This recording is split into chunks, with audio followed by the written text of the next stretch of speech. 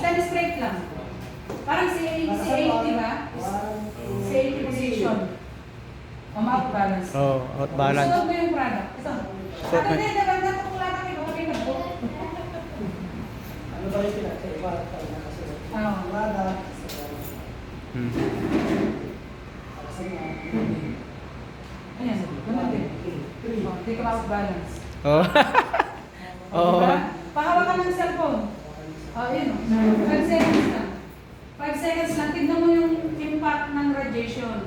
In 5 seconds, mag-drain na po yung energy mo. 5 seconds lang yan ha. Drain na po yung energy mo. Sige. Ganun pa rin, same position.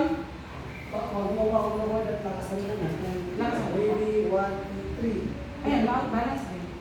Mouth balance. O tignan mo nga 5 seconds lang. Paghawak mo ng cellphone. Di mas lalo kapag oras-oras mo lang yung nawakan. Ah, suot mo. Drain talaga yung energy na. Same position din.